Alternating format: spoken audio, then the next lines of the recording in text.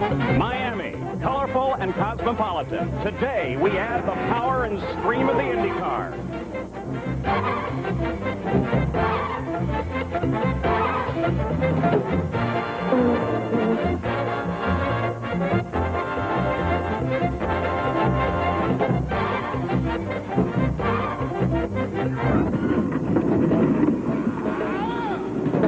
Sit down and strap in. The IndyCar season is about to begin. We're live from Miami, Florida, as Toyota presents the Grand Prix of Miami. Hello and welcome. I'm Paul Page as ABC starts its IndyCar season, and the IndyCars begin their 17-race series. It is incredibly exciting here down Biscayne Boulevard at better than 180 miles an hour. But Bobby Unser, new race means new trouble. Well, they've had a lot of it, too. About half of the cars have already had spin-outs or accidents. A lot of the problem comes from running between asphalt and cement, and also it's a little bit rough, and they don't know the racetrack. It's all new to them. Hopefully we're not going to have that kind of trouble in the race because they're already used to the track. And Sam Posey, this is more than a race. It's a festival. Well, Paul, this place has been sold out for days, and there's a special excitement in the air because people feel that the Penske domination of last year is over, at least for the time being, and we expect to see today, at the end of the race, a different team in winner's circle. And there are many more new things here. Let's go pit side and Jack Arute. Wow, new versions of chassis, Reynards, of course the Lolas, and then the Penskes. New engines from Ford Cosworth, Mercedes on board, and the Hondas are back again, and Toyota on the horizon.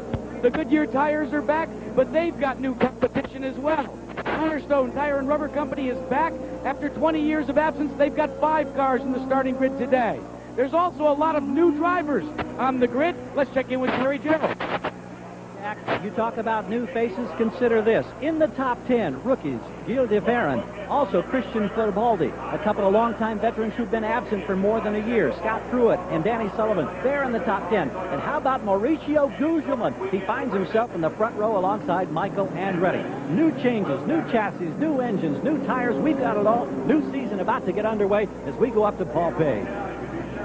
So much happening here as they are on the parade lap. The pole sitter is Michael Andretti. He returns to Newman Haas Racing, where he won a title in '91. Second quick outside of the front row is Mauricio Gugelmin. He moves over to Pac West after leaving Ganassi. In the second row on the inside, the 11 car of Raul Boisel. This year, he is a teammate to Bobby Rahal.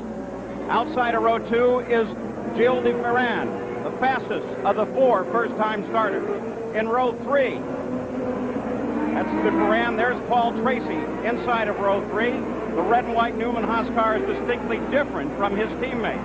And Danny Sullivan will start outside row 3, the number 17 car, returning after a year's layoff from the IndyCars. In the 4th row, that 15 car is Christian Fittipaldi, Emerson's nephew, making his IndyCar debut. And Jacques Villeneuve, the number 27 that's so identified with his father, now adorns his car. In row 5, Al Unser Jr., carrying the number 1 of the defending IndyCar champions. And Scott Pruitt returns to IndyCars after sending last year developing the new Firestone tire. In row 6, on the inside, is Bobby Rahal. Familiar colors, the 3-time series champions, though it's this year using the Mercedes power plant. The outside of row number 6 is Jimmy Vasser. The yellow rollover bar will help you identify this car and separate it from his teammate Brian Herta. In row 7, number 16 is Stefan Johansson. Robbie Gordon is in car number 5. The major change here is from a Lola chassis to a Renard for 95. In row 8, Andre Ribeiro, a new team, a new driver to IndyCar, and the only Honda engine in the field. That brightly colored car, nice bright yellow front. And Emerson Fittipaldi, the team, the sponsor, and even the number remain the same as in '94.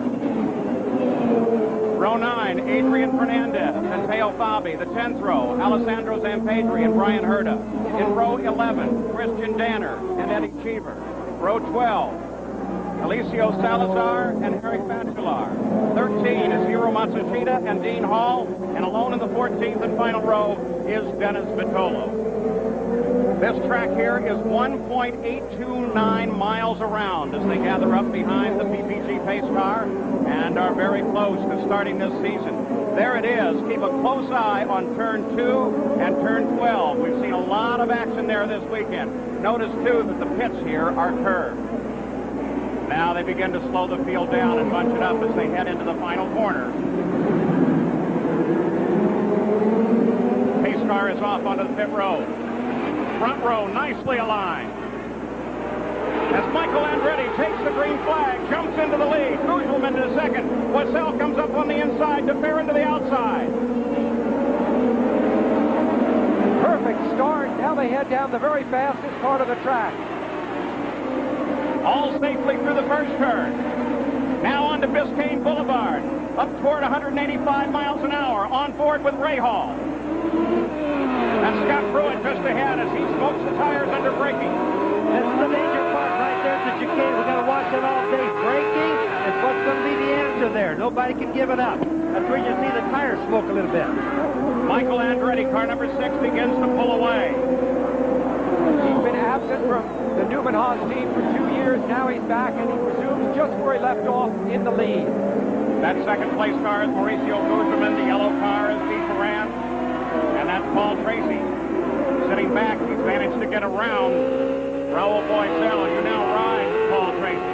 Now he's also the teammate of Michael. That's both the Carl Haas team, and their cars are identical. The paint jobs are a little bit different. What Tracy has to avoid is an accident. He's accident prone, and he needs to get off to a good start this year with no crashes. Michael Andretti leads the first lap. Remember, he did that a year ago at Australia. Went on to win the race, taking the first lap honors away from Nigel Mansell, the pole sitter. A lot of these guys, like I said in the opening, have had problems during practice. There goes through the chicane again. And a lot of them are being careful now. You see they're getting spread out. Look at right here how far the cars are. Car into the wall. Car brushed the barrier back there. Looks like it might have been the car running in. It's Paul Tracy. Car was running in 4th place. I guess I spoke too early on that one. Paul Tracy had 3 accidents in practice. He had to get his season started with the new team, proving that he could get through races without crashing. This is a terrible beginning for Paul Tracy. So for the moment, the local yellow flag only affecting that section of the race course, as young Paul in his first race for his new team is out quite quickly. So Paul Tracy walks away. The field continues to race on the rest of the circuit, and now full course caution comes out. So they'll put out the pace car and slow the field while they get Paul Tracy's wrecked car off of the edge of the race course. We're under our first caution of the season here in Miami. Toyota and their full line of quality cars and trucks. Toyota, I love what you do for me. Firestone, America's tire since 1900. Valvoline, the #1 choice of America's top mechanics. And Beechwood Age Budweiser, it's always been true, this Bud's for you.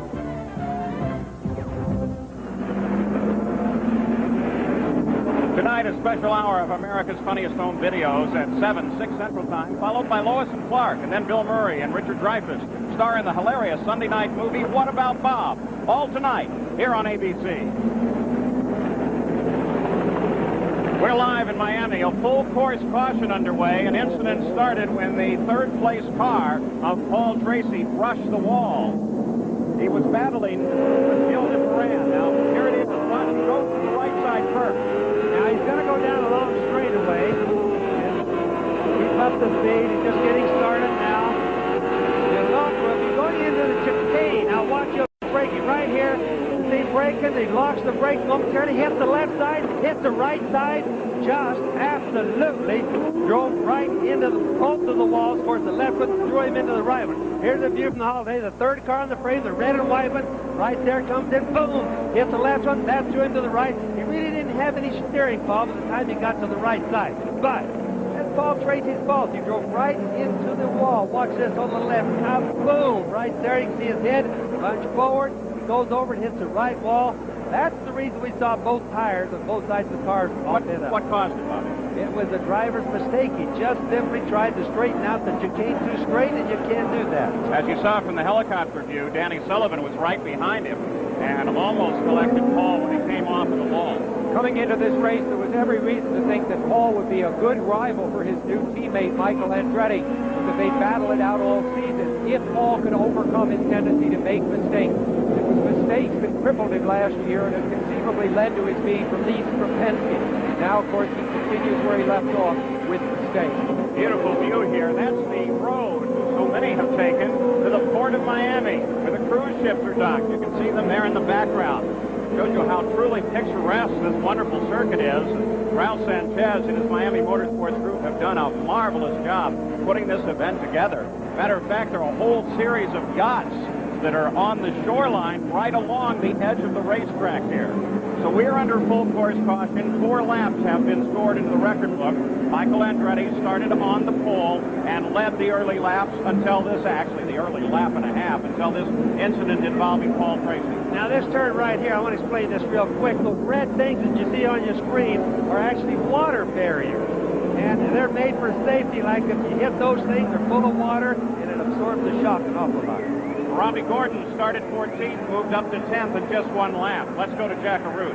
Well, Paul, one of the things we have to look at with a new facility is the fact that what are the fuel windows? Now, everybody's telling us that the window could start under a full course caution as early as lap 18.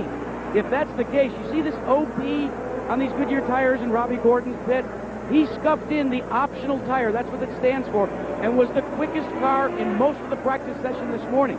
It's a harder compound than what they qualified on.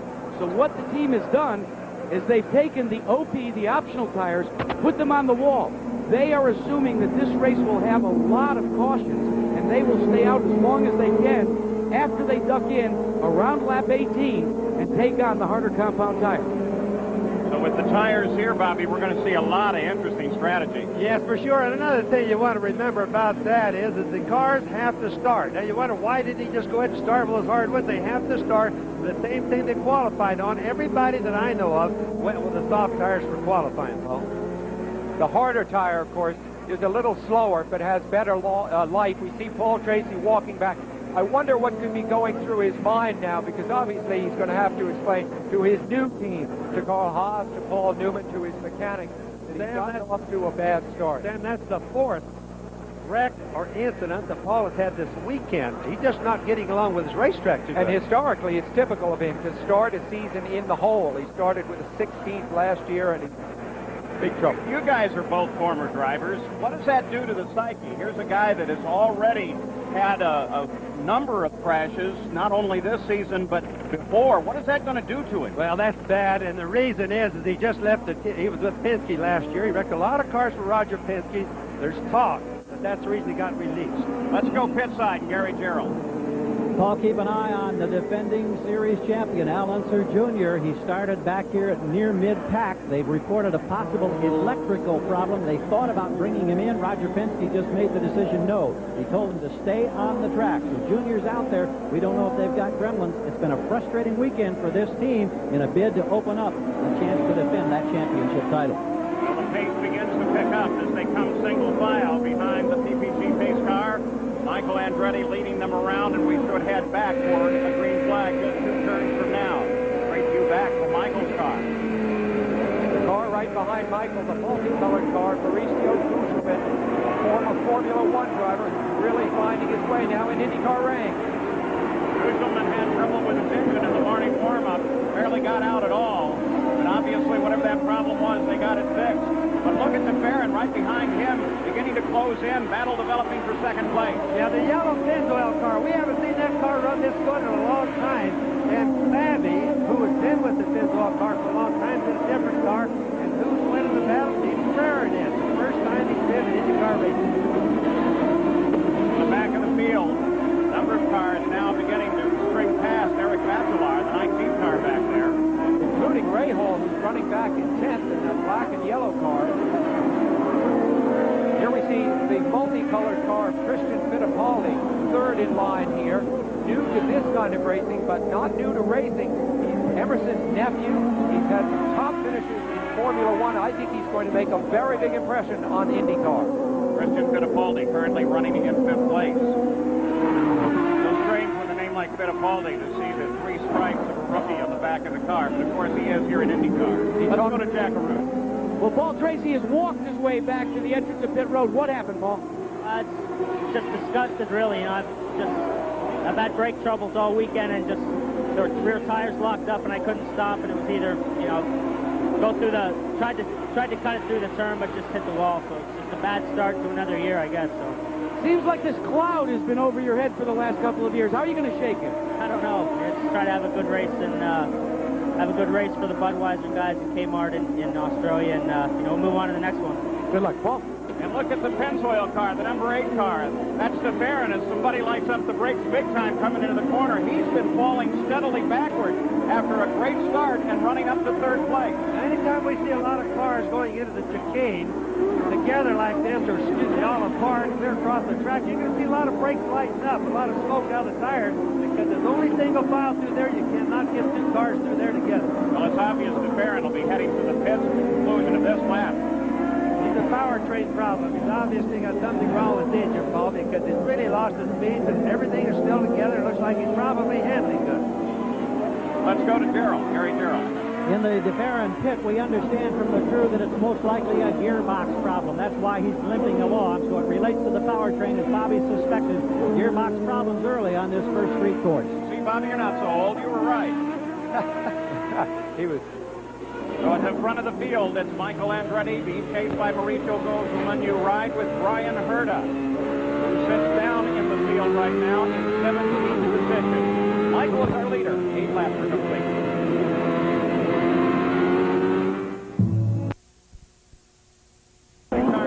Danny Sullivan is now up in 3rd place. He was able to get around Christian Fittipaldi. And I'll tell you what, for a guy that's played out for a year, it doesn't look like he forgot anything. Well, he even joined us in the booth last year at Indianapolis, and at that point, I think he could have had a great future in television and any other things outside of the cockpit. But after a year away, he realized how much driving really meant to him, and he had this opportunity with this new team called Pac West. He's come back and made the most of it in very short order. Let's set the field on the 11th lap. It's Michael Andretti in front, followed by Guzman, then Danny Sullivan, then Christian Fittipaldi, Jacques Villeneuve, Raoul Boisel, Al Unser Jr. up to 7th finally, then Scott Pruitt, Bobby Ray Hall, and Robbie Gordon rounds out the top 10. Oh, and we've got a car to the wall, and this is Brian Herta. Herta has not had a good weekend. He had a crash on Friday after he had problems with his engine in the first session. And now, of course, he's put it in the wall again. The significant thing here, of course, Brian has very little experience, really, in IndyCar. He drove for A.J. Foyt last year up until his big accident in Toronto, where he was hurt in his first race after that. It's only his 6th start in IndyCar. At the turn, where there's been an awful lot of problems, Sam, through the practice and through qualifications, that's turned 12. We've had more wrecks there than probably all the others total together. That's where Tracy had 4 tires. Yes, that Tracy had 4 there, and the tires really saved Brian Herta. And you can see, running without any problem, the tires really absorbed the shock of the cars tremendously. In fact, Paul Tracy told me during practice that a lot of sand tends to get up on that turn 12 position. Let's go pit side, Gary. Jim Hall is here and is working with his crew. Can you tell us about this problem popping out of gear, Jim? Yeah, I can't tell you why. We know that it's got some kind of a gear selection problem. We're trying to figure out what it is right now. It's kind of disappointing for us, but anyway, that's the problem. They've had a terrific weekend right up until these opening laps. It's a shame. Well, you can see that despite his misfortune, Brian Herta was able to get back into the action, though now he runs 22nd. Just to tell everybody about the transmissions just a little bit, they're all sequential shift transmissions. They only, like if they're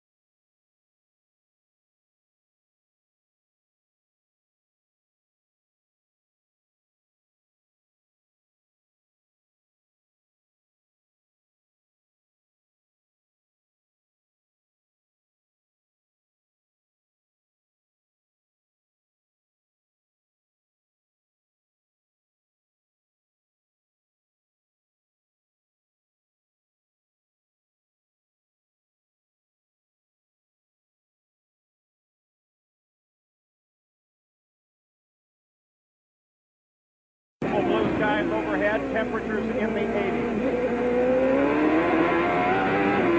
Aaron is back into the pits, and so is Al Unser Jr. with 21 laps complete. Michael Andretti so far is having a great day.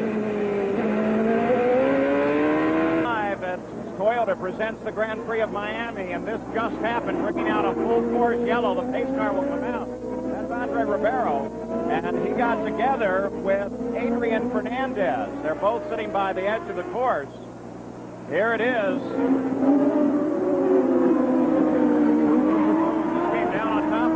Ribeiro came right down on Fernandez. That was not Adrian's fault. He's in the Gallus car. That one right there, the Tecate car over Rick Gallus out of Albuquerque. It wasn't allowed his drive forward. You can see Ribeiro just came right down on him. There was nothing he could do. It was barely a minor touch, but nonetheless, it was in the turn. All right, let's go pit side. Jackaroo. Well, an uneventful first stop for Michael Andretti. As he came in, they took on 4 tires. They're back out with a full load of fuel.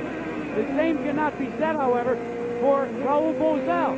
Boesel got into it with another driver just before the display of the caution, and he actually had to come back in 1 lap too early. Robbie Gordon is in. He's taking on those harder tires. Let's check in with Gary Gerald. More problems for Team Penske. This is Emerson Fittipaldi on the sidelines now. Engine shut down. Changing electronics. I think they're changing the engine control module, the so-called black box. It's more electronics. Al Unser Jr. had been in, was out, came back in. It was a battery that went down and caused the engine to misfire. That's why he was in the second time. So the defending championship team struggling on the streets of Miami, Paul. Well, the second full course yellow of the day. All the teams decide a good time to make a pit stop. Good time to get carburetors back on the cars. They call getting rid of that electronic. What was that, Sam? Looked like they were really pouring a lot of water through that turbocharger. And we got a little bit of a turbocharger fire on the back of Eddie Cheever's car there. You see it burning on the left side. They should be able to put that out fairly quickly.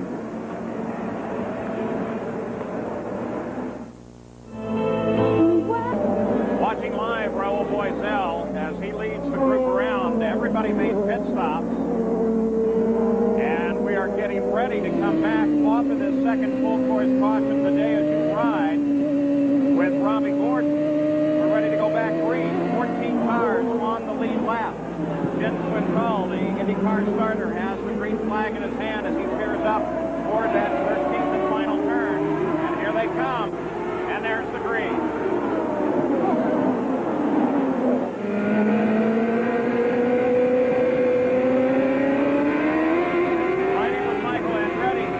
Like he just brushed the wall a little bit.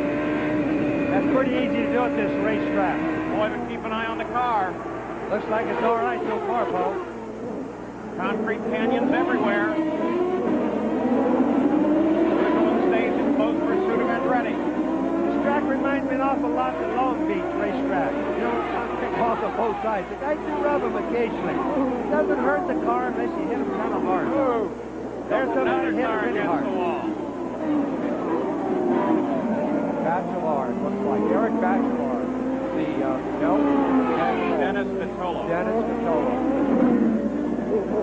His first ride since the Indy 500 last year. Pretty severe damage to the nose. But they could change that and get him back to the pit area. Remember, yellow only in that area right now. Let me just give you the order, get everybody reset here, though. Michael Andretti leads it, followed by Gooselman. Jacques Villeneuve moved up into third place. Danny Sullivan is fourth, and Scott Pruitt is fifth. Now, you look at the front of that nose right there, and that'll show you how far safety has come from just, say, 3 to 5 years ago. He hit that wall pretty hard, Paul, and he's driving back in. Direct hit to the wall. Now, that shows the engineers and the kart guys have done extension. We are now going full course yellow. Third one of the day. This race slowing down, 28 laps complete. 90 the scheduled distance. This is Michael's incident. Look at him get trapped down on the inside, brush the wall.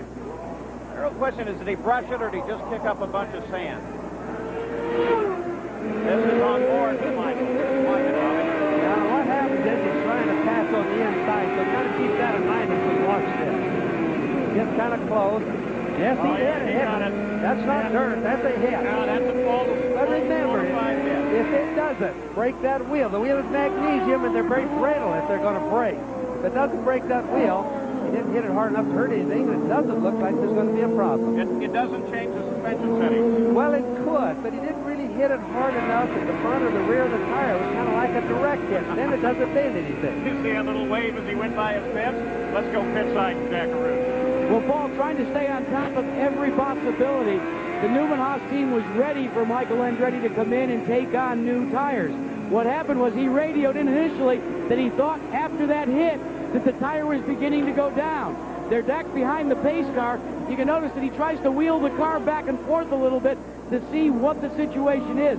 They're just going to stand by down here. It's going to be Michael's call whether he comes in or stays out. Wow, did you see that? Looked like rush hour on I-95 here as the pace car came out. Michael Andretti had to jump on the brakes to make sure that he stayed behind it and the car ahead of him.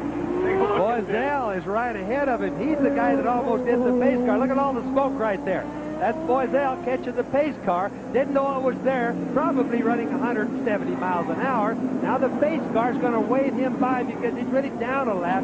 It's going to be a big gain for Boiselle right there. Well, the officials have been, and rightly so, adamant about enforcing these blend rules and keeping the cars in order. So they help keep fairness into the event. And there could be some pretty severe penalties if you get around that car. Gilda Farron's car has been taken into the paddock area. It's out of the race. And Gary Gerald has an update on Eddie Cheever. Well, Eddie Cheever has been in the pits on 2 occasions. He had damage up on the front wing, Paul, and they had what resulted in shearing off a brake rotor. So he has no front brakes. They've tried to make some repairs. He has rear brakes. He is now back out on the circuit. Meanwhile, in the adjacent pit, Adrian Fernandez was involved in that earlier bumping incident, had suspension damage on the left front side. The crew has replaced all of that. He's now back on the circuit. If Michael Andretti makes a pit stop, the leader will be Mauricio Gugelmin, whose best finish last year was a 5th at Vancouver. So suddenly we're going to see a man unaccustomed to being right at the very front, catapulted into a commanding position. And he is driving for a team that has not tasted the lead either, Pac West. Sam, another guy that's out of the race right now is Emerson Fittipaldi. He's had apparently problems that couldn't be fixed, and they pushed his into the inside now. You know, Toyota has been experimenting with a motor designed for the Indy cars. We wondered at this race just how close they were to debuting the new engine. It's out to be a part of the, potentially, as an engine supplier, the PPG IndyCar World Series. We're going to be doing a lot of testing this year with Dan Gurney's All-American Racers, with a Toyota engine, with Juan Fangio and P.J. Jones doing the driving chores. And if things go well, hopefully we'll be able to make a debut towards the end of this season. If not, we certainly plan to be here at the Grand Prix of Miami next March. So we're tickled to death, and we're looking forward to a lot of excitement. 30 laps complete, 90 scheduled. First full course, our third full course caution of the day. Michael Andretti is still the leader. Mauricio Gugelmin is second. Jacques Villeneuve has moved from 8th up to 3rd place. And 4th place is Danny Sullivan. 5th is Scott Pruitt. 6th is Bobby Rahal. And Robbie Gordon, who started in 14th, is now 7th. Well, of course, you hear about Toyota possibly coming back with Dan Gurney as the team leader. Bobby, you drove for Dan Gurney. He built the Eagle cars with which you were so successful. It would be great to have him back in this series. Well, not only that, Sam, there's just going to be another new Eagle. Now, I think this is the neatest part about the whole Toyota thing, is Dan Gurney and Toyota building their own thing.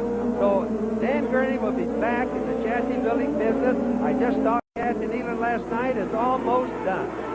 Here we go, green once again.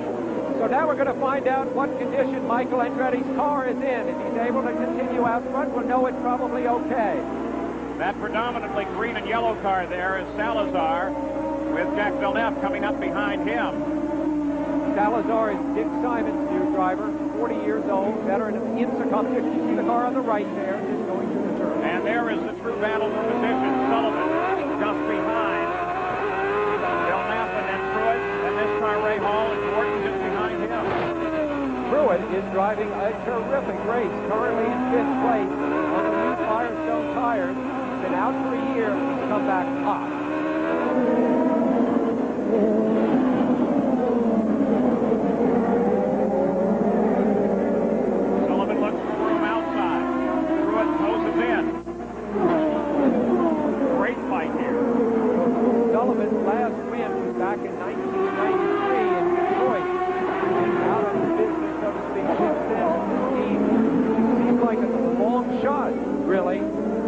not be at all. It may be one of the best teams in the business right now. You know, one of the neat things when you see a group that's as tight as that group was, Sam and Paul, you know that the drivers not only have to look ahead up, but they're watching both of their mirrors, and somebody's trying to get around them on both sides. Big name out of the race. Here's Gary Merrill. Well, that big name is Emerson Fittipaldi. Emma, I know you didn't have radio. Then there were problems. Did it relate to electronics? Yeah, it must be. I mean, I started no radio, and then the engine started to misfire, and then just nearly stopped, and we changed all the systems, and that's the system. It's still misfiring the engine. There's no way even to get out of the pit. I'm very disappointed, but beginning of the season, we have the whole season ahead of us, and we should be much stronger in Australia. Is there a concern that your teammate is having the same problems in Alan Jr.'s car? It looks like, I mean, he already, but his car seems to be running okay now, and we're just looking. I'm looking for Australia for the championship now. That's Miami's going on. Only a couple of weeks away, and a tough day for a man who just lives 10 minutes away by boat. Thanks, Emma. Thanks. Yeah, definitely a hometown event for Emerson Fittipaldi. Alan Jr. is 21st right now, 5 laps behind the race. And everybody is bottled up right now behind Salazar as Jack Villeneuve looks for any room that he can find. And the rest of the group is looking for whatever hole gets left open. Well, this is going to make some really good racing because the track's in tight. Every time they get down to the sharp corners or the tight corners, well, they're trying both sides. Any hole that they can find to do some passing. Salazar, as I said, is 40 years old. He won 3 IMSA races last year. He's a very determined man. He's not going to just wave people by. He knows he can win races, even if he hasn't yet proven he can win IndyCar races. Well, Villeneuve just passed him. Now Sullivan moves to the inside. So does Pruitt, so does Ray Hall, so does Robbie Gordon. Alan Jr. is there, too, though remember, he's 5 laps off the pace. On board with Gordon. With Robbie Gordon right there, talking about Scott Pruitt, the red and white car when you see it, with Firestone across the back. That's Pat Patrick's car. Pat Patrick who helped start cars. One of the originators of it. It's back into motor racing, and I think all of it. We're glad to see Patrick back. Oh, and carrying his traditional number 20, the car that he's won Indy with and championships with.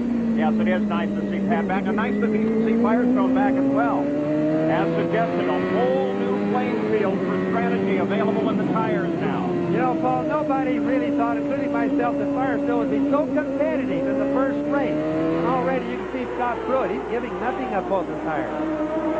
So in 7th place, this car, Robbie Gordon, Michael Andretti is still the leader, followed by Mauricio Gugelmin. We'll be back after this message and a word from our ABC station. We're back live, and this has just happened as Alessandro Zampedri climbs out of his car. It seems like he's been struggling with the handling on this car most of the day, and he just jumped it right into the tire barriers, not very far from the edge of the water. So Zampedri will bring out now the 4th full course yellow of the day.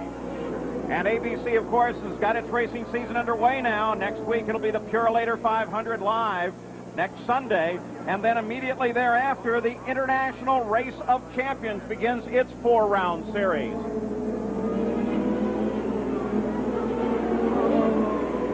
So full course yellow once again, that familiar number 6 out in front with Michael Andretti at the wheel and Alessandro Zampedri.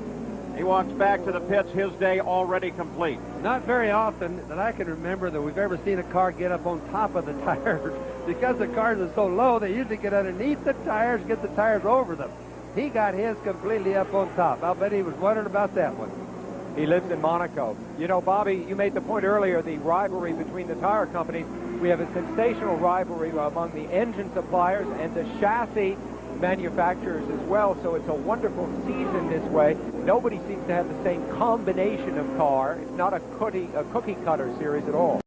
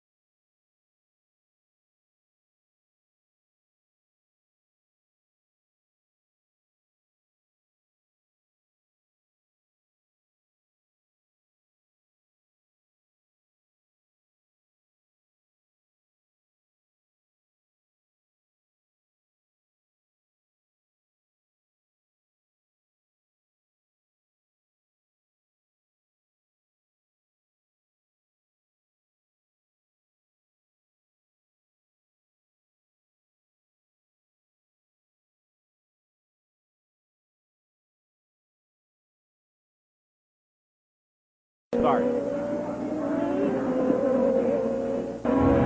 We're ready to go back to racing as we're live from Miami. And look at this. Here are the leaders of the race. After this yellow, they're all lined up together. Michael Andretti turns toward the green flag. Jim Swinthal gives it away, and we're back racing. Andretti followed by Guzman, followed by Villeneuve. First and second are exactly as they started. Michael Andretti was on the inside of the front row. Guzman on the outside, but Villeneuve has come way up the grid and is having a fine performance. Then Sullivan, then Pruitt, there they are. Bobby Rahal and Robbie Gordon closing in as well. You know, it's interesting to think last year, Michael Andretti and Guzman on the same team last year, not the same team this year, running first now, or run first and second. Guzman last year, ironically, was ahead of Michael most of the time in the race. Yeah, they were bitter rivals actually last year, weren't they, Bobby, even though they drove for the same team. However, at the end of the year, it was Michael Andretti who had 2 wins and Guzman did not. Michael has really looked good today, Sam. He's been in the right place at the right time. He's not abusing his car. He did rub the wall one time. That was just trying to pass, though. In 8th place, just behind Robbie Gordon. Oh, look at Rahal. Boy, he almost lost it there. Just behind Robbie Gordon is Jimmy Vasser, who's now in the top 10. Then Stefan Johansson and Christian Fittipaldi rounds out the top 10. That shows you the track is getting just a little bit slippery. Remember, the more rubber you put on the track, the more slippery it gets. There's no heat problems here. Is that just a little bit? Or is it a little bit? Well, a little bit. I mean, it's quite a bit right now. Well, Bobby, your point at the beginning of the show about how parts of the track are cement, parts of it are pavement, is very tricky for the drivers to go from one part to another. But the sun starts to get a little low in the sky, visibility problems happen too. Christian Fittipaldi, a terrific pass down on the inside. Christian Fittipaldi. His way up, he's in the top 10. Christian Fittipaldi is one of the fast drivers on the track right now, you guys, because after all, remember, he had the black flag incident, he had the problem in his pit. He's really moving that car. I think we're going to see him move up. Christian made that move around Stefan Johansson, moved up into 9th place. He's got Vasser right ahead of him now. That would be 8th place. And then Robbie Gordon just in that blue car. There's Gordon just disappearing at the bottom of the screen. So it'll be interesting. I think Fittipaldi is going to pick off fairly big names, 2 American drivers here in the next couple of laps. He's charging at the back end of Jimmy Vasser, who has had a great weekend here. New team for Jimmy, driving for Chip Ganassi. Robbie Gordon worrying him to death. You see Robbie Gordon there going by first of that group. He's going to be on the Home Improvement Show with Tim Allen, March 28th. You might want to watch for that. So Christian Fittipaldi moving up. Stefan Johansson's not really happy with the pass that was made. I mean, it was a good pass. I think he wants to get right back around it. Boy, when Christian pulled out there, was going to pass going into the chicane, I thought, wow, I've got to see that if he goes through with it. Christian Fittipaldi at the back of Jimmy Vasser. Christian said, well, he's going to get a lot of tips from his nephew, Emo. And so far, he's done much better this weekend than Emo has. The other way around, Sam. He's the nephew. Emo's the uncle. His uncle, sorry, exactly. And I do think that when they get out to Phoenix, Uncle Emo is going to be very helpful to his young nephew. So he's going to help them occasionally, don't we? I don't know about the word helpful. I think he may show him a thing or two. Yeah. Watching this ongoing battle, revolving around Robbie Gordon, Jim Vasser, Christian Fittipaldi. And keep in mind also, Robbie Gordon has the hard tires on his car, the hard Goodyear. Goodyear has 2 compounds here. A soft compound they used to qualify and a harder compound for the race. Sometimes, even though it's harder, it's still a faster tire. I love this angle. This is looking back from under the rear wing on Robbie Gordon's car. See Fittipaldi peek out there as they came through the chicane. Let Pruitt know he was there. In the straightaways, the cars are not really running faster than the ones behind like you see there. It's just that you're going faster and they separate more, but they gather back up in the sharp turns.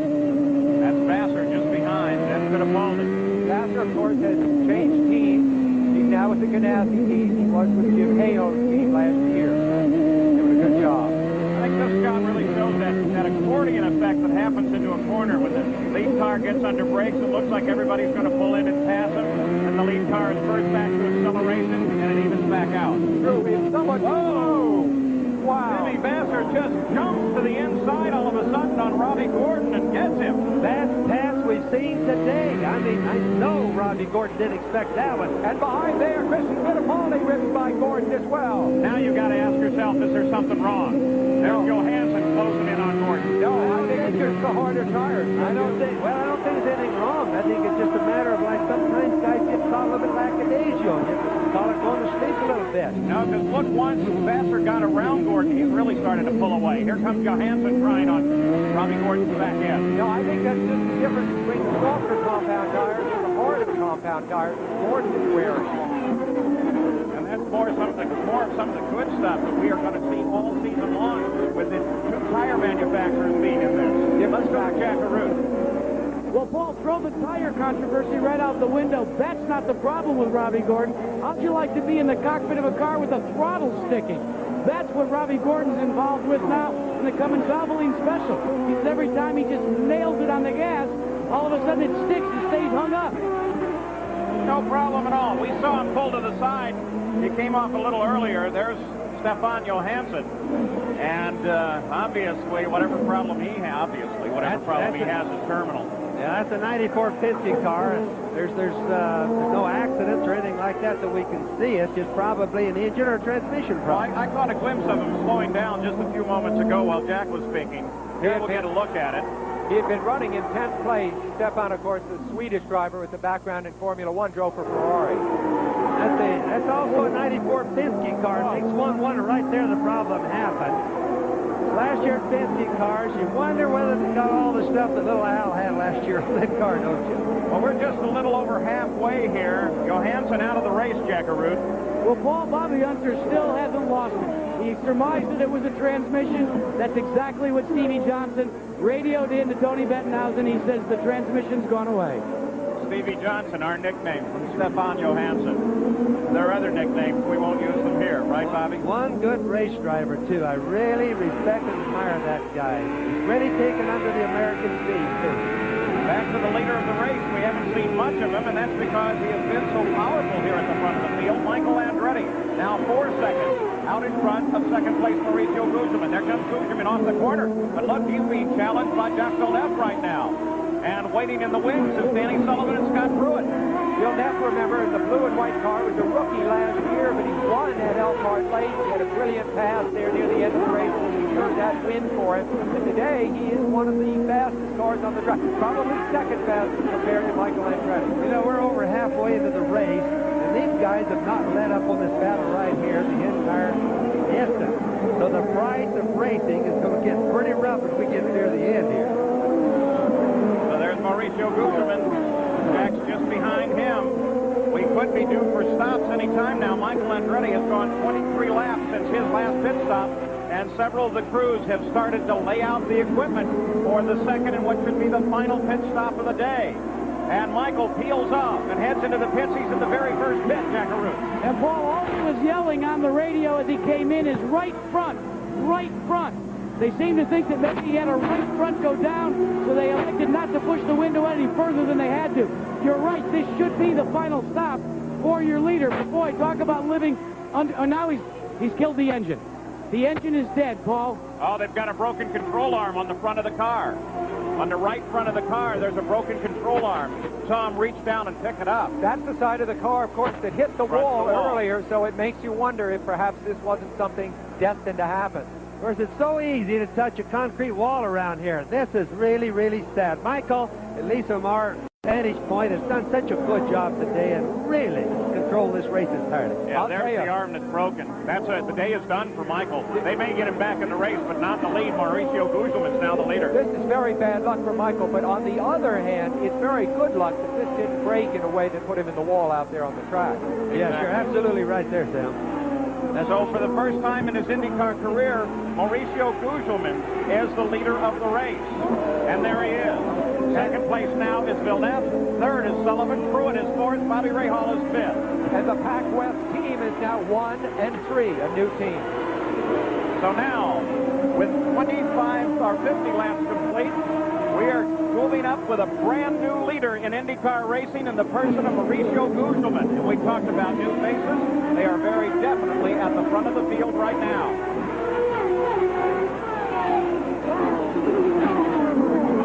This is really working itself up to be a good race. There's Gugelman right there, Benedict right behind him, and a whole bunch right behind them. Certainly the international flavor is being borne out. Belgium in the Pac-West team. Jack Villeneuve with one win in his career so far, that at Road America last year, with a promise of many more to come. We're not going to sell Danny Sullivan shy. You know, he's in third place. Danny is racing. He's really become a racy race driver right now.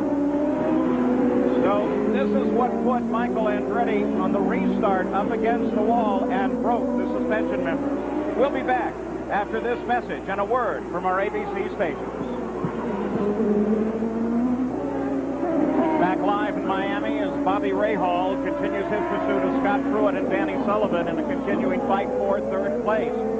Interesting new bulletin came out this morning from IndyCar as we take a look at the running order after 52 laps. The most interesting part is that determines the length of the race.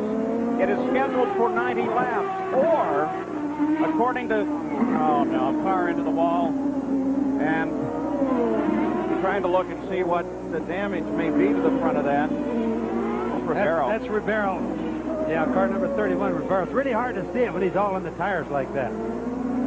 He's okay, but I think that car's probably done. Remember, he was in an incident earlier. Yeah, let's get back to this 6B.5. The race can end at the completion of 90 laps or at 2 hours. And we're going to cut very, very close to that. Very close to that. So Jack Arute and Gary Gerald, starting with Jack, does that affect strategy now? Well, Paul, taking a look at my end of the pits down with Robbie Gordon and Raul Boisel and Christian Fittipaldi, and most importantly, the Rahal Hogan team of Bobby Rahal, they all say that they have adjusted their strategy, and this full course yellow that we have just gone on to plays right into their hands. Most teams are going to elect to come in now for what should be their final stop, assuming that this race will go 2 hours instead of the advertised distance. Now, if all of a sudden the race speed picks up, these drivers could have to make a third stop. Let's go down further in the pits to Gary Gerald. And waiting anxiously for his drivers who are first and third, Bruce McCaw. Now, Bruce, we're talking about the possibility of this becoming a timed race. Is that entering into your strategy now? Well, that's not our strategy yet. We're just running to stay out in front. You've got right now running first and third. You've got Mauricio in here in the pit getting service right now. You've got to be terribly proud and excited about what this team is doing. He's watching them closely. You've got to be terribly proud and excited about what's going on. Our team, the Pac-West team, has done a fantastic job all winter getting ready for this race. We've had a year now to get organized, and we're just thrilled. I mean, this. Did you think you could be up running first and third in your realistic dreams? No. All right, that's Tesla. They've worked hard. Nerda Mauricio's done a fantastic job, and we're thrilled to have him as part of the team. And Danny, great to see Danny back in the series. He's done a wonderful job for us. Keep it going. Let's go back to Jack. Well, Gary, 1 year ago in Surfer's Paradise, Michael Andretti came back to IndyCar racing and was victorious, and it looked as if you were going to repeat the opening race here today. What happened out there to break the right front that way? I think it was the first restart, and I was behind Christian Fittipaldi, and I went to pass him in turn one, and I thought he saw me, and he didn't, and we hit, and I hit the wall, and I guess it bent it because I ran the rest of the time. It was okay, and then it just finally broke. When you're running out there and you've had a situation like that, do you think about it, or do you put it out of your mind until it totally broke? I thought about it for about 10 laps, thinking, I hope nothing's wrong, and then after the 10 laps, I sort of figured, well, it must be okay, but obviously it wasn't. It's really disappointing. But back to the Gold Coast, back to the place where you were victorious last year, you're getting excited to go across the pond? Well, I feel really good about this year. The car was flawless. I mean, we were running the second lap quicker than anybody, and hopefully that's a sign of things to come this year. Paul? Of course, Jack, you're referring to the race in Australia at Surfer's Paradise in 2 weeks. And we will have coverage of that race, too, right here on ABC Sports. All of the yachts in the center of the track. A couple of $1 million floating there. And there are the cruise ships. Some of these yachts will make those cruise ship captains envious of what they have on board. Great, beautiful day here in Miami. You know, Ralph Sanchez, who puts this race together, has also been working on an entire new race course over at Homestead, not all that far from here. That track has been under construction for over a year now, and there's the very good real possibility that that will be open as early as July. And then it will start hosting races. Now, the IndyCars, Bobby, will they go to Homestead? There's what it looks like under construction. Yes, and it's a state-of-the-art track. Ralph told me this morning he's going to spend approximately $70 million on this racetrack, which is unheard of. But most importantly, no matter what happens there, whether it gets delayed or whatever, he's got 2 years right here under contract with the city of Miami. So no matter what, we're going to have super good IndyCar racing here in Miami for a long time. Homestead is a really great layout. It's patterned after Indy with the 4 distinct turns, but it's only a mile and a half long. So kind of a combination of a mile track and Indy. It would be a great racing track. Well, now under this full course yellow to show you how the pit crews can make a difference. When they came back out after that stop, Jack Villeneuve's crew gained him 2 positions in the pits, and he comes out as the leader of the race. Gugelman second, Ray Hall third, Scott Pruitt fourth, and Danny Sullivan fifth. Good job by that team. The old adage, first in, first out. If you look at that right away, Villeneuve, he's with a tried and proven team, guys that really know what they're doing. Whereas Gugelman, Pac West, not knocking the team, they're certainly running good today, but they don't have as much experience. You know, as we say all the different drivers' names, realize that there are drivers here in this race from 11 different countries, 5 from Brazil. Scott Pruitt also had a good stop. He went in 7th place and came out in 4th. 56 laps complete. We're under yellow. Back live in Miami in the shadow of the cruise ships as they prepare their Sunday sail. We're preparing to have a terrific battle. These cars, led by the 27 car of Jacques Villeneuve, the rest of that group have all been very, very close together. There's young Jack down with his father, Gilles, the late and great Gilles Villeneuve, and his sister. Some family snapshots of him very young. I wonder what Dad would think of him today. He would certainly be very proud. And Jack, by the way, seems to be very much aware of the great heritage that he follows. In 2nd place is Gugelmin, then Bobby Ray Hall, then Scott Pruitt, then Danny Sullivan. Gilles Villeneuve, Jacques' dad, is known for what's called his car handling ability. He can throw a car around even in the narrow confines of a street circuit like this and still manage to keep from hitting anything. Jacques definitely has that car handling ability. Plus, he's only 23. He has tremendous maturity, and with Barry Green as his crew chief, a terrific brain in the pit to guide the whole effort. You need a package like that. What you saw him doing right there was trying to scrub the rubber off of his tires. I hate to interrupt with you, Paul. Go ahead. I was just going to say, Bobby, I was watching him in the paddock the other day, and he was very warm with the crowd. Of course, the paddock wide open, you know, you can get a ticket in there. Full of race fans. They were having a great time, and he spent a lot of time at the fence with them. Now, let's take a look at this, because it's going to compress up and then go green. Remember, these cars at the front of the field have been very closely matched throughout the going. Boy, he timed that perfectly. He stole about 3 car lengths on Gugelmin. Good start for Jacques Villeneuve. Showed a lot of experience there, Tim, because what he did is slowed everybody down, got his foot on the brake, got the turbocharger lit, and let that thing go, and look how much he jumped him right away. On board 3rd place, Bobby Rahal, Gugelmin just ahead. Rahal has been working his way stealthily through the pack. Remind you to third now. 59 laps are complete. This is a typical Rahal race. Drive carefully in the opening going. If you don't have the fastest car, keep everything together, pick people off. Dennis Matolo again. Looks like engine this time. That should not bring out a full course. That'll just bring out local yellows, I would guess. Unless, of course, the car is up in a precarious position on the racetrack and they have to tow it in. Remember when Dennis wound up on top of Nigel Mansell in pit lane at Indy last year? I don't think any of us like to see that. That had us all wondering there.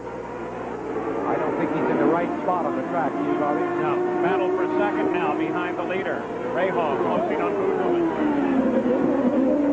Jack is pulling away. And let's keep in mind, too, now you see Villeneuve in front of Gugelmin a little while ago before the yellow. for the pit stop. Guterman was ahead of Villeneuve. Now, when you're running in second place, you're running what we call dirty air. It messes up the car behind just a little bit going through turns like right now. Of course, that's slow speed through the chicane. But as you get to the faster turns, the front wings don't get enough downforce on the car that's behind. That hurts them a lot and makes passing a lot harder. About 4 seconds cover the first 12 cars. Rahal and his team have done more testing this year than any other year. They did 4,000 miles compared to a high of 3,000 any other year before. It's obviously paying off right at this moment. They seem to have a very well-balanced car right now. Bobby Rahal is tired of doing development work. He wants to race this year, and he and Carl Hogan have told everybody, this year we're going to race. Development time is finished. Well, they tried their own special chassis, then they tried the engine program with Honda. Neither of those things paid off for them. They were ambitious ideas and could have put them way out front. Now they've gone back to what you might call off-the-shelf stuff that they're doing beautifully. Bobby Rahal, of course, with Mercedes-Benz power.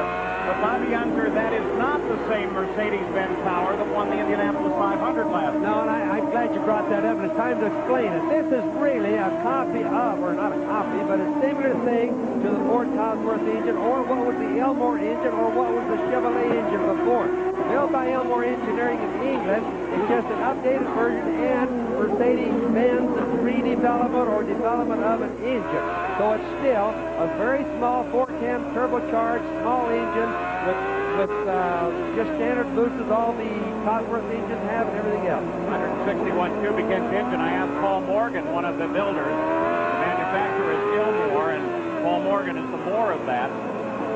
And I said, what can you do to an engine? What were you concerned with an engine that's formula has existed for so long? He said it's trying to get it to turn a little faster, and they worked very hard on helping it economize fuel this year. I think the distinction that should be made, though, is it's not the kind of engine you might find in a Mercedes car, street machine. It's still purely for racing. But what they did, Sam, to make it better than last year, or make it different, was they made it breathe better. Air is what makes engines run. If you put air and they put some fuel with it, they make more horsepower.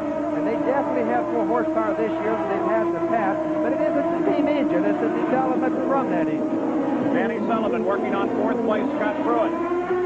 Look at how exciting this is. They are not stretching out. They're compacting. It's very good racing. First 5 cars all right together on the race course. One just more little thing on the Mercedes thing. When we do go to Indianapolis, of which we'll be covering ABC this year, they won't see the same Mercedes engines they saw last year. They'll see Mercedes engines there, but it won't be the rocker arm or what we call the stock block engine. Well, that formula is effectively outlawed. It's outlawed. It won't happen anymore. We don't even see those engines around anymore, but I know all the fans ask me constantly about the Mercedes engine. They mean the one that little Al won with last year. 62 laps now complete. See Bostel and the Duracell car leading. Christian Fittipaldi, both these men have had their trouble throughout this race. They're battling now for 7th place. I think we're going to see a lot of both these men at the front throughout the year. They have good cars and they're extremely good drivers. Remember, Bostel is now the teammate to Bobby Rahal. Rahal is running 3rd. By the way, Michael Andretti came back to tell us that he thinks he identified Christian Fittipaldi, that car that you see right there, as his problem, the number 15 car that came across him and made him rush the wall. And now he wants to correct that because he believes that, in fact, it was Alicio Salazar. Fittipaldi, it's a little offline. Gives the room to Vassar, and Vassar goes inside. He got into the speed bump, had to slow down, and of course he lost a lot because of that. You can't get the car up on these curves or into the speed bumps very fast because you have knobs to it. That's a classic example of what one small little mistake means. The whole car length wrong, the place wrong. And on this track, even getting on the curves, as we watch the on-camera shots, we see the curvings all the way around there on the left, all around. We don't run much on them here. They're very slippery. Also, you see they're all painted. Paint doesn't make it get it easier, it makes it more slippery. Riding, of course, with Brian Herter, his teammate Vassar, 2 cars ahead. The Chip Ganassi team well represented in this shot. 64 laps complete, 26 to go. They're averaging a little over a minute a lap, so it looks like without any new caution periods here, this course will run to its 90-lap conclusion. But it's going to be pretty close.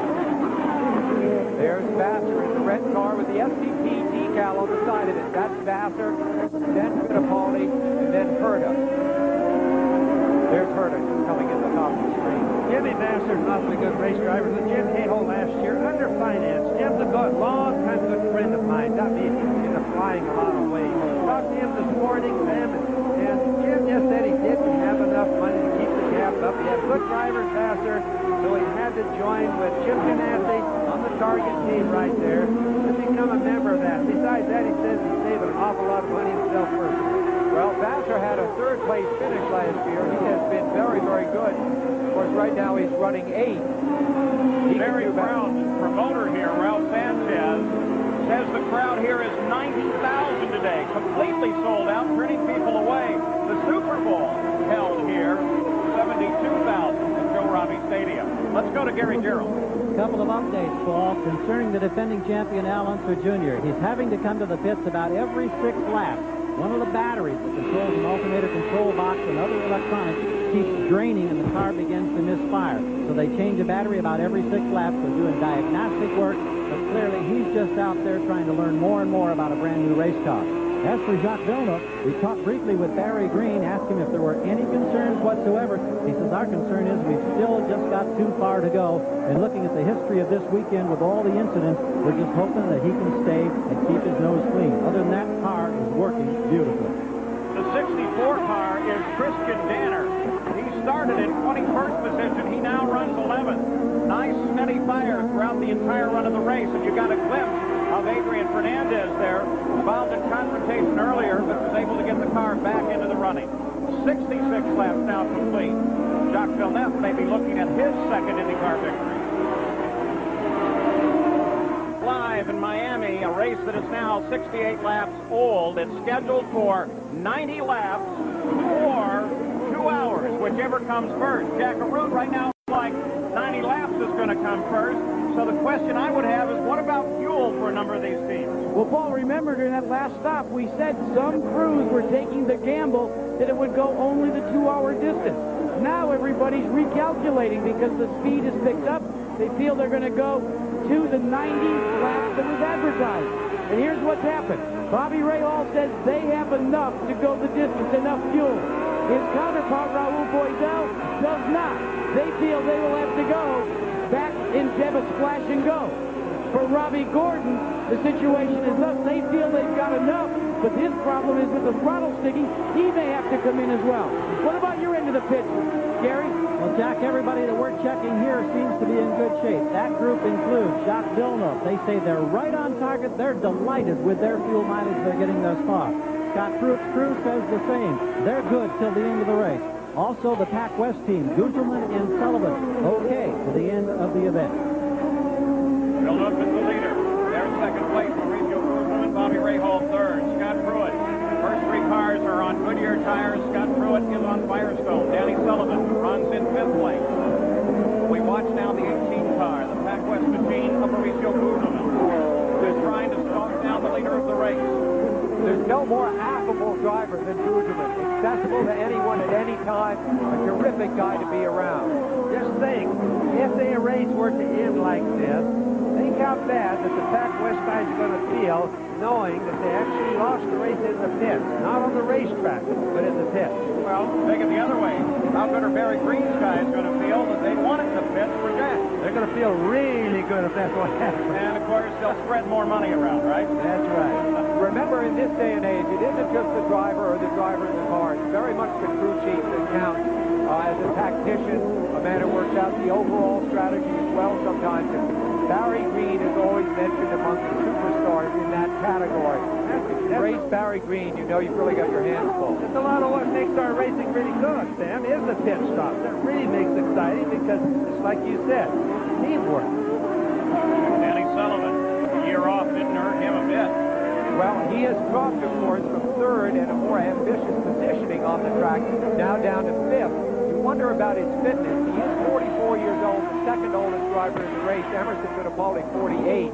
I doubt it. I mean, he's been pouring on the fitness as only he can, exercising, but there's nothing like driving a race car. Danny could conceivably be tiring. Robbie Gordon just went out and around Eddie Cheever, putting him down a lap. Eddie Cheever runs in 16th place, driving the famous 14 of A.J. boys? We were watching Robbie Gordon a couple of days ago when he was out here running, and we watched his hands. You watch his hands on the steering wheel, but you just saw there how smooth it is. The other day, he was jerking all over the track with the car that he was in, ultimately having some accidents, having some problems. He's really smoothed out during the race. Now, that's what his car owners, that's what his sponsors are looking for. The boy really has a lot of talent. He needs to smooth out a little bit. And he also, Bobby, needs to win a race this year. Oh, Danny Sullivan loops it in front of Robbie Gordon. Gordon climbs on the brakes. He gets around him. Danny's going to try to get the car going again. He's got the engine still fired. Jimmy Vassar comes around. Christian Fittipaldi comes around. These cars don't have a good turning radius, and he's not going to be able to back that thing up. They got a terrible turning radius. He needs somebody to push him back. He needs those men to come out. Look at him giving him the hand signals. He needs it so desperately. He's done such a good race. And he's losing it right now and losing it bad. One of the IndyCar safety teams, as well as one of the course marshal members, is there. And they need to get through that fence and get Danny going. Danny Sullivan was running in fifth. Look at this man is thinking he wants to get through the fence. He needs to do it. He wants to get pushed back. It's almost past tense now because it's going to be too late. Here he comes. You can see the rear wheels lit up. He got her loose, spun it around. But, show you about experience, he's keeping the engine running. Now, while the engine's sitting there, incidentally, it's getting hot because there's no air flowing to it. They'll get hot in a hurry. Now, watch. He's turning to the left as far as he can. But like you said, Paul, they won't turn very far. He's run out of room. He's on the grass. He's against the wall. All right, now put this one into the strategy. Let's see how fast they can get that car off of the course as we ride with Robbie Gordon, because they've just gone full course yellow. So once again, the time factor may be a factor. Look at that. Remember when Danny spun in front of Mario Andretti at Indianapolis and went on to win? That anniversary is coming up exactly on its 10th anniversary this year. That Robbie Gordon did not know which side to go on. Boy, was he trying to make a decision there. So with a full course yellow out once again, 72 laps or 90 of complete. Might be a 2-hour race as well. We'll be back after this message and a word from our ABC stations. Back live in Miami, that's Alicio Salazar standing over on the left side of your screen there, looking down on his number 7 car that did this under the full course yellow. Look at the vortice coming off the wing through that smoke. Does that tell you something about downforce? Oh, man. You know what really is happening there, Paul, is the cylinder heads of something breaks and the water is going to the turbocharger, causing all that white smoke. Nevertheless, it fogged the course up for a bit. We were under full course yellow anyway. It may lengthen that a little bit. 74 laps are complete. And we'll see whether or not this turns out a timed race. Of course, in 2 weeks, Sunday, March 19th, here on ABC Sports, IndyCar action goes down under. The Australian IndyCar Grand Prix. Don't miss our coverage from Surfer's Paradise in 2 weeks, right here on ABC Sports. So the leaders, once again, packed up behind the pace car. 10 cars, all right together there, all fighting for position. As they get Danny Sullivan back underway so he can rejoin this pack. But he'll be well down in the field.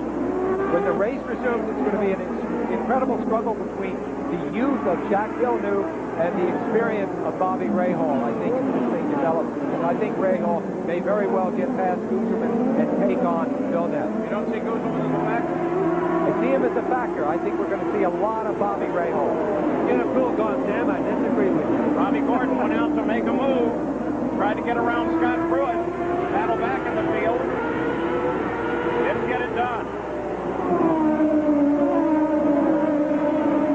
Focus is on the front. Gordon, boy, he came way wide off of that corner.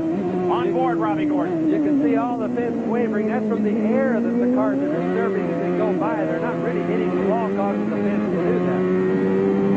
And that's a chain link fence.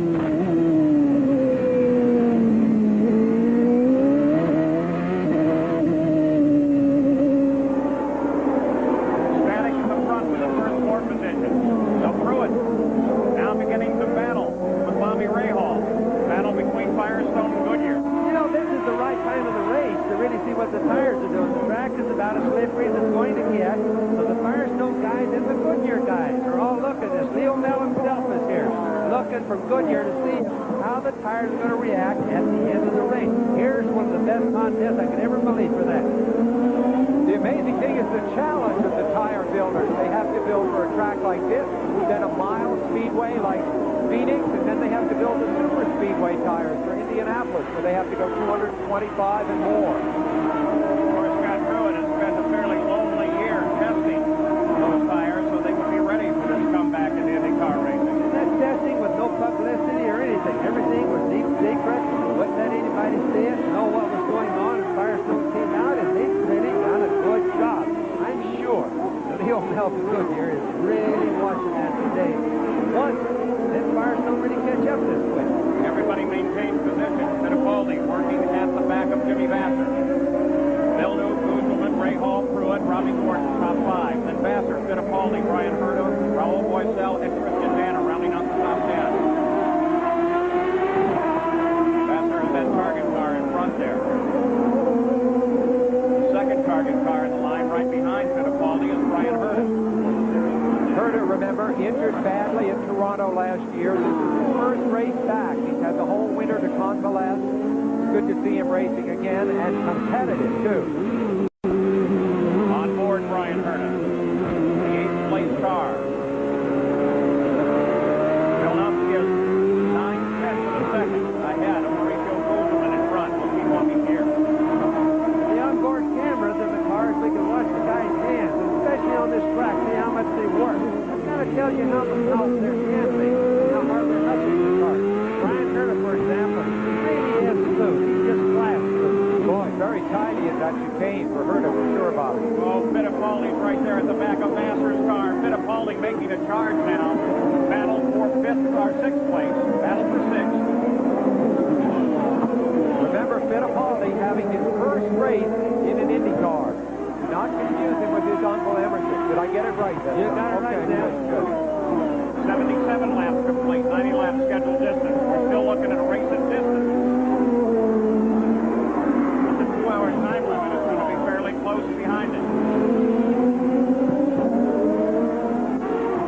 10 cars all in the leader lap.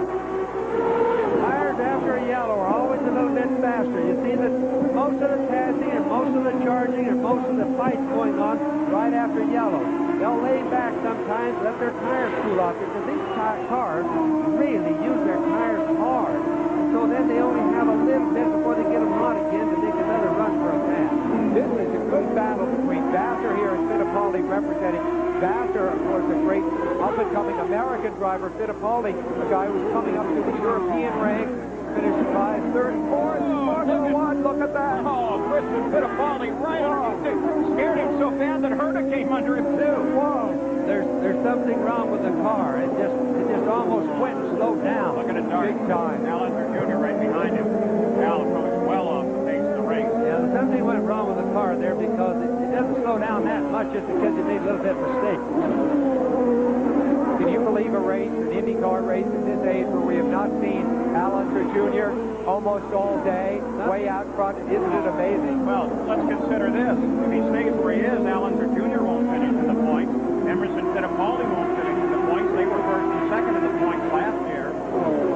Other considerations in that whole points battle, you're going to Paul see Tracy won't finish in the points. He was 3rd. Michael Andretti led this race and took the pole, only leads here with 2 points, 1 for leading both laps and 1 for the pole, and that's it. It was Vassar's car. It almost looked like the Indian picked up the fuel for a moment there. He was hooked up and going real good, and all of a sudden it just quit. Then he gets back up to speed.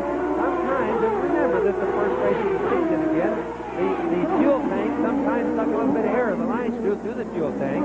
That caused them to quit momentarily. Sprint to the finish now here in Miami. The first race on this circuit that uses part of Biscayne Boulevard past the Freedom Tower. The old customs house here. You can see it there just briefly in the shot of the skyline of Miami, and Brian Herta's into the barrier. Into the tires pretty hard, and he's got some stuff bent up there, so he won't be doing very much more. I think he's going to be out of the race right there, Paul. He wants them to back him out.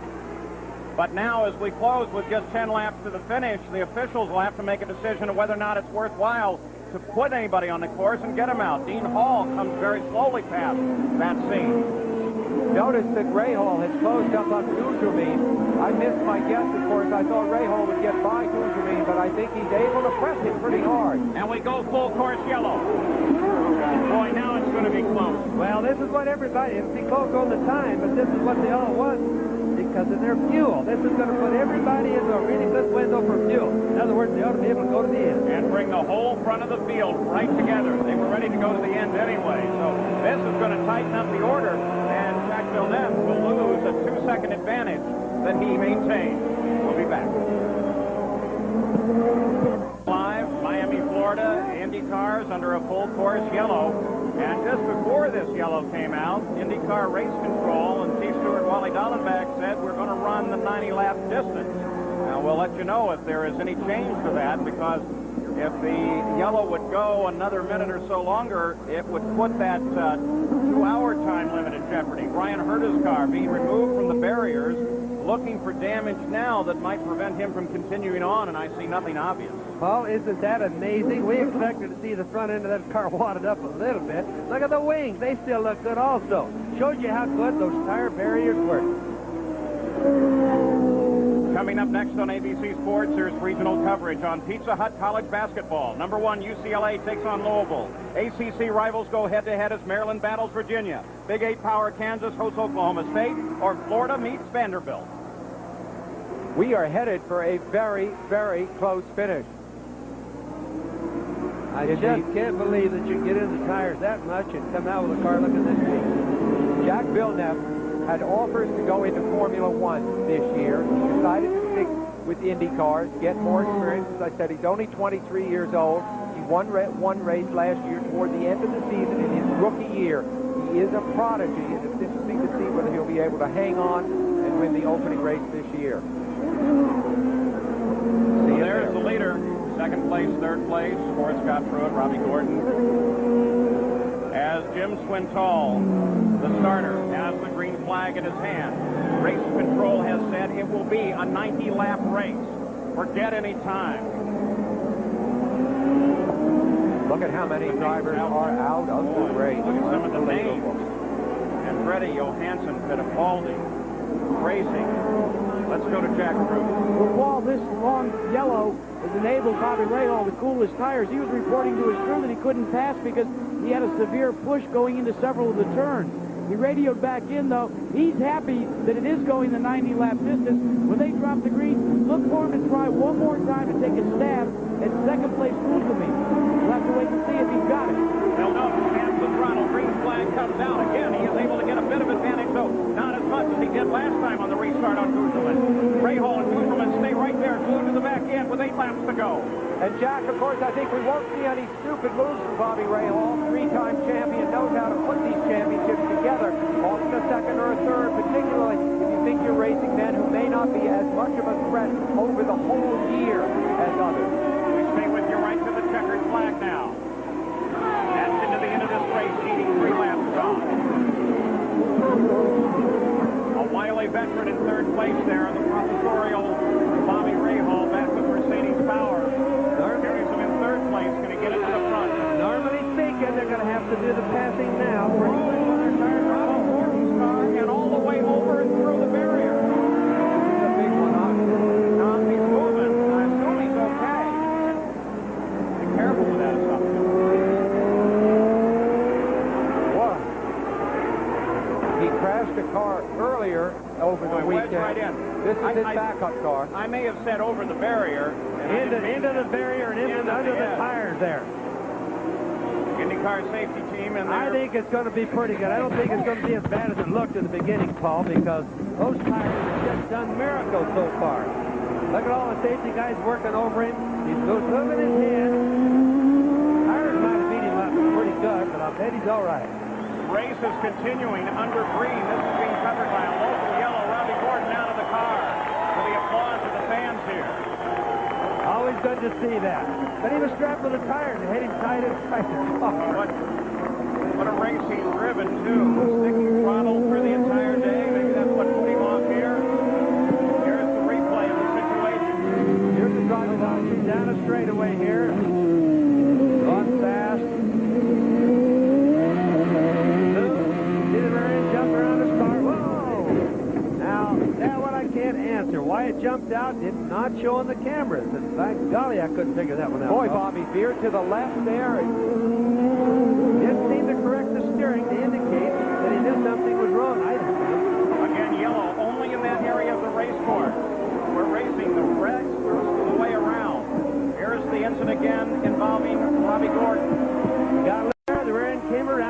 that.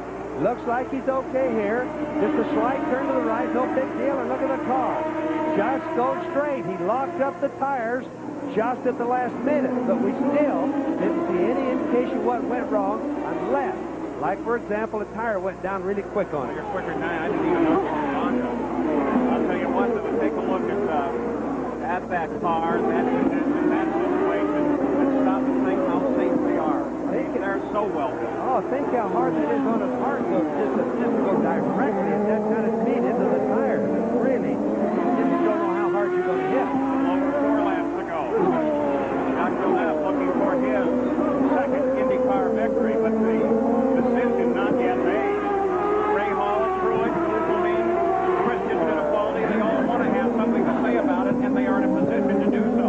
Look how Track is also getting very slick. Yeah, Bob, I was going to mention, look how the cars are twitching and jumping around. The tires are kind of wearing out. The track is really slippery at the end of the race. It's what we all expect, the hardest time of the day to pass right now. And Ray Hall there in the black and yellow car coming under pressure now from Pruitt in the red car with Firestone. So a Goodyear car there. He's pursued hot and heavy by a Firestone car. Philadelphia is 1.1 seconds ahead. Eternity on the race course of this style in these closing laps. And able to pull away now for the second or third time. Well, the yellow, of course, helped him by pulling all the back markers into the back of the field, so he knows it's clear sailing to the checker. Exactly. Pruitt and Ray Hall. Ray Hall holding down third. What a terrific thing for Pruitt to pass him and get a podium finish for Firestone on their first try back into IndyCar racing. Yeah, I don't remember Sam Paul ever seeing Pruitt, or at least my memory doesn't serve, that he's ever driven such a good, consistent, and hard race. New team, Firestone tires, the driver that's basically been off for a year just testing. I think he's really done good. I don't think Scott Pruitt has ever in the IndyCar has been given the opportunity he deserved. I think you're going to see a lot out of it. I was going to say such a great IndyCar race, Bobby, because in fact, of course, he's the current Trans Am champion. He's a master of that kind of car. And we've also seen him do plenty of things in IROC cars. I think he's just never had a fair opportunity in IndyCar. I think you're right, Sam. Ray Hall, you see the serial scoring up to the race start at 11. Now runs third. It's hard to make a pass here. I mean, we've seen It's all waiting for somebody to make a mistake. That's really what it's all about. Like Pruitt would like to push Ray Hall hard enough to make him make a mistake. And that's exactly what Ray Hall's trying to do, man, right in front of him there. 3 laps to go. We'll go the distance here. Ray Hall, 3-time national champion, battling men who don't have anything like his credentials. Fuel should not be a problem for any of these cars. They should all have enough. There's the leader. There's the interval. Ray Hall on Goodyear, Pruitt on Firestone. I remember when you and your brother raced, Bobby, for one for Goodyear, one for Firestone, and you cut one of the tire jackets in half and made a good stone of a fire year. Yeah. That's what my parents used to wear. Bill Neff, of course, the youngest driver in the race. First time carrying 27. Coming in a Firestone to this race is certainly going to make IndyCar racing better. At number 27, of course, his father makes him very famous. Oh, I'll tell you what, that's not much of an interval at all. I know he's commanding it right now, but all it would take is just a little twitch. Just a little slip. In other words, he wouldn't even have to do very much. He'd get past right now. So he's being very careful. That's one of the reasons why he isn't pulling away very much at all, is because he's being very careful. So winning is really the only important thing. I think this race is going to be remembered for the terrific return to racing by Firestone, by the terrific performance of Jacques Villeneuve, and never forget that Pac West, in the form of Mauricio Gugelmin in second place, has suddenly entered the ranks of the top teams. So a lot of new things have happened in this race that are significant. They're going to be a shape to the way the season develops. So working the final lap now. Jacques Villeneuve may in fact have his second IndyCar race wrapped up. Second place may still be in doubt as Gugelmin is still being attacked by Bobby Rahal. There's Pruitt running under in fourth place. Christian Fittipaldi is going to come home with a fifth if he stays where he is. Boiselle is sixth, Danner is seventh, Vassar is right now. None of those positions in contest as we watch the leader. At that early age, it could be his second IndyCar win.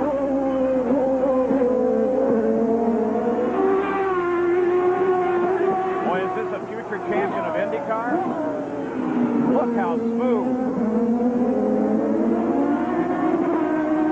He knows there's a checkered flag waiting for him, and there it is.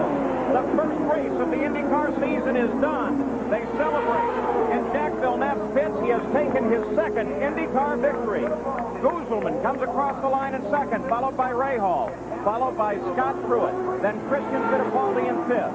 In sixth place, Raul Boesel, then Christian Danner up to seventh. Jimmy Vasser in eighth. Ninth, Danny Sullivan. Brian Herta finished in 10th. Al Unser Jr.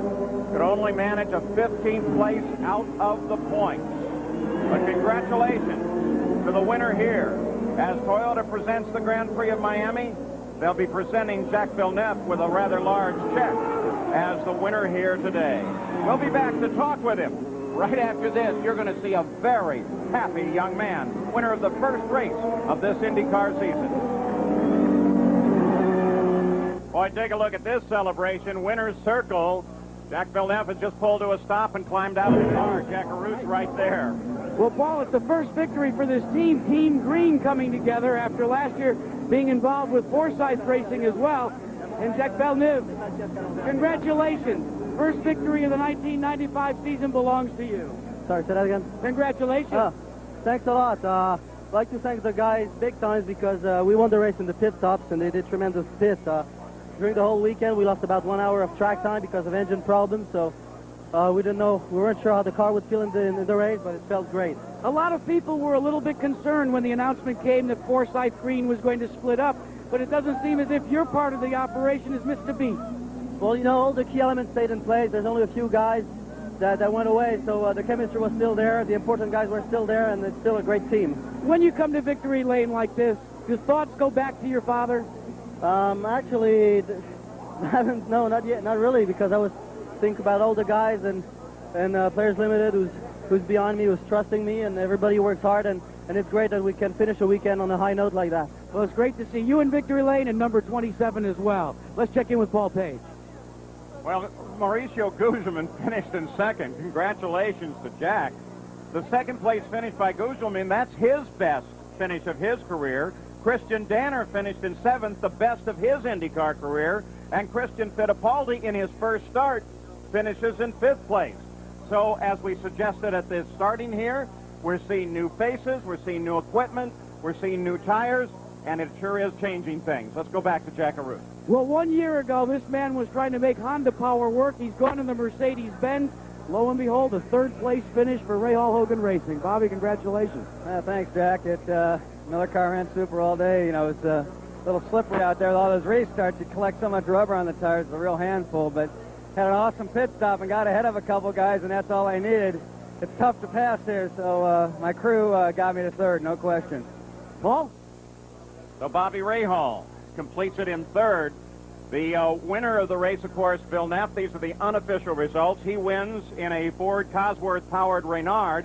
Guzman also in a Ford Cosworth car. Bobby Rahal, the top Mercedes. And Scott Pruitt on Firestone tires, the highest Firestone finishing car. Goodyear taking positions 1 through 3. Boy, there's a prediction.